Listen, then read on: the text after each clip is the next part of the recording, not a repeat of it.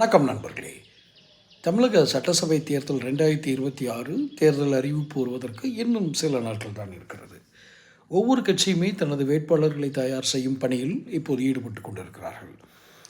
அந்த வகையில் அதிமுக கிட்டத்தட்ட 234 தொகுதிகளுக்கும் விருப்ப மனுவை வாங்கிட்டாங்க. விருப்ப மனுனா, நான் இந்த தொகுதியில் போட்டியிட விரும்புகிறேன், கூட்டணி கட்சிகளினுடைய பங்கீட்டுக்கு பிறகு அந்த சீட்டு பங்கீட்டுக்கெலாம் அதுக்கப்புறம் அந்த தொகுதி கிடைக்கலாம். ஒரு விருப்ப மனு கொடுத்தவருக்கு அந்த தொகுதி கிடைக்கலாம், கிடைக்காமல் போகலாம்.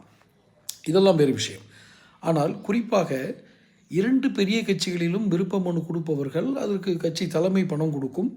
தேர்தல் செலவுக்கு அந்த கேண்டிடேட் கொஞ்சம் செலவு பண்ணுவாங்க. அவங்களுடைய ஜாதி இன்ஃப்ளூயன்ஸு, மற்ற இன்ஃப்ளூயன்ஸ் எல்லாம் பயன்படுத்தி அவங்க வெற்றி பெற பார்ப்பாங்க. இது நடைமுறையில் இருக்கக்கூடிய ஆபத்தான ஜனநாயக அரசியல்.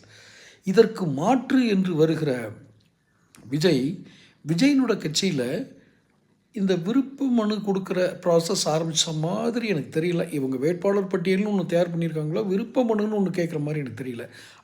அங்கேயே இவங்களுடைய ஜனநாயக வழிமுறை கட்டாயிடுச்சு.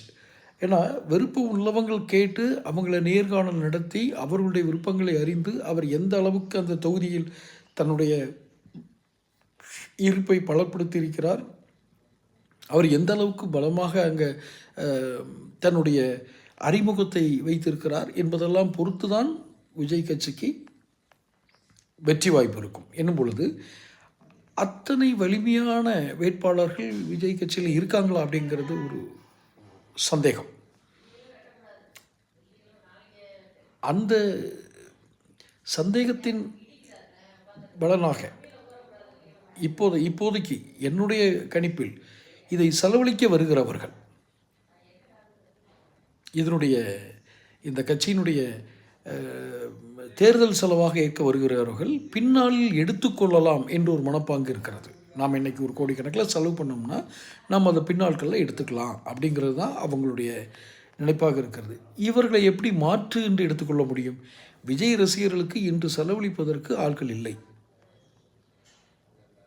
யாரும் தயாராக இல்லை. யார் கட்சியில் இருக்கிறவங்க, கட்சியினுடைய தலைமை என்னும் பொழுது விஜயினுடைய வேட்பாளர்களை செலவழித்து பின்பு இதை ஒரு முதலீடாகத்தான் எடுப்பார்களே ஒழிய இது ஒரு செலவு கணக்கில் எழுதி சரி போனால் போகுதுங்கிறவங்க இருக்கிற மாதிரி எனக்கு தெரியலை.